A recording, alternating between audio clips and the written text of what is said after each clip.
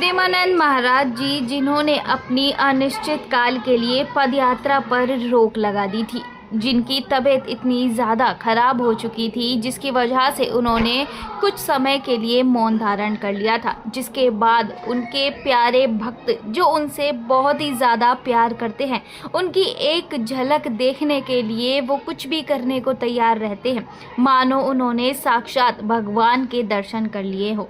यहाँ पर उन्हें जैसे ही महाराज जी की तबीयत के बारे में पता चलता है तो सब लोग बौखला जाते हैं और महाराज जी के लिए बस यही प्रे करते हैं कि बस जल्द से जल्द राधा रानी महाराज जी की तबीयत ठीक कर दे और वो फिर से एक बार अपनी पदयात्रा शुरू कर दे। तो दोस्तों, राधा रानी ने उनके भक्तों की प्रार्थना सुन ली है।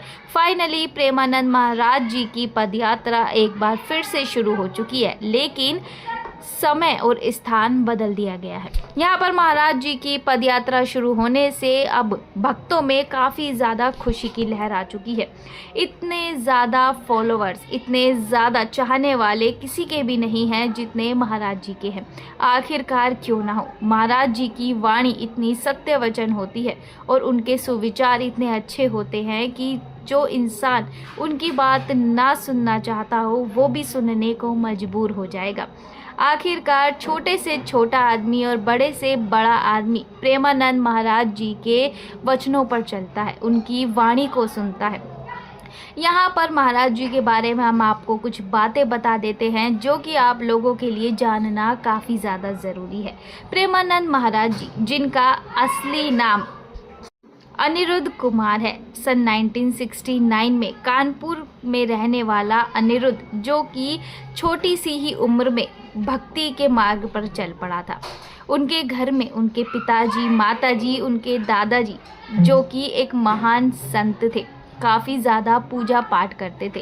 एक दिन उन्होंने अपने बड़े भाई को भगवद गीता पढ़ते हुए देखा, जिसके बाद महाराज जी ने सोचा कि अब वो भी गीता पढ़ेंगे। यहाँ पर भगवद जी का पाठ करते करते महाराज जी के, या हम ये कहें कि उस छोटे से बच्चे के मन में ये सवाल पैदा हो गया कि जब ये दुनिया नश्वर है, मेरे माता पिता, सब लोग, मेरे रिश्तेदार, मेरे दोस्त एक दिन मुझे छोड़कर चले जाएंगे, तो इस धरती पर मेरा कौन होगा।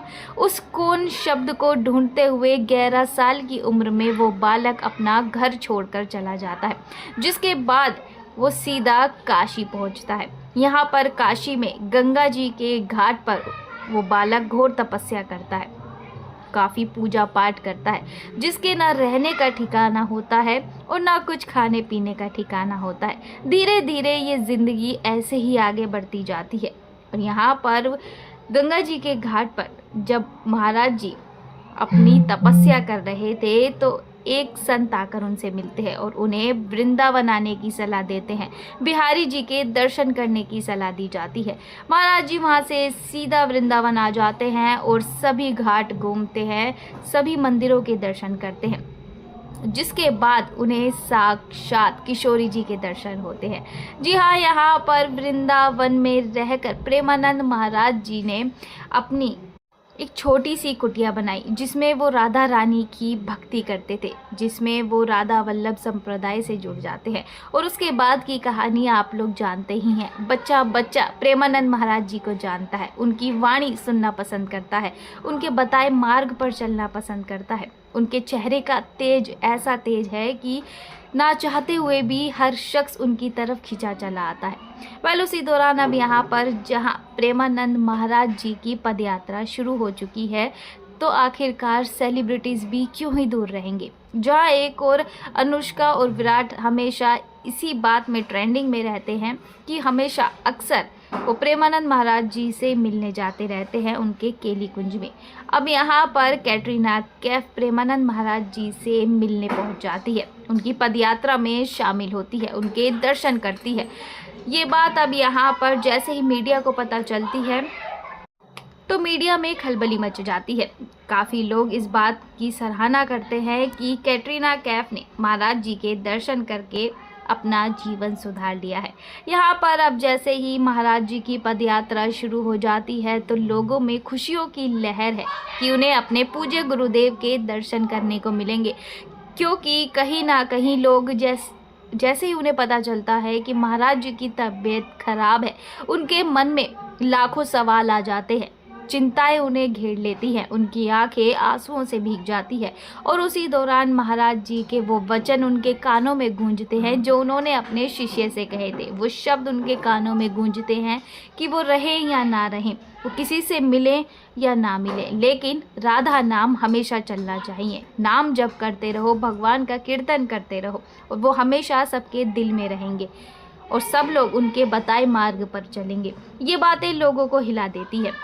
जो लोग महाराज जी से बहुत ही ज़्यादा प्यार करते हैं, उन्हें अपना भगवान मानते हैं, ये शब्द सुन कर के उनकी ज़िंदगी ही बिखर जाती है, उनके पैरों तले ज़मीन निकल जाती है। उन्हें लगता है कि आखिरकार महाराज जी ने ऐसी बातें क्यों बोली, और ये बातें अगर उन्होंने बोली हैं तो इसके पीछे बहुत बड़ी वजह है। यहाँ पर अब महाराज जी की तबीयत में सुधार आ चुका है।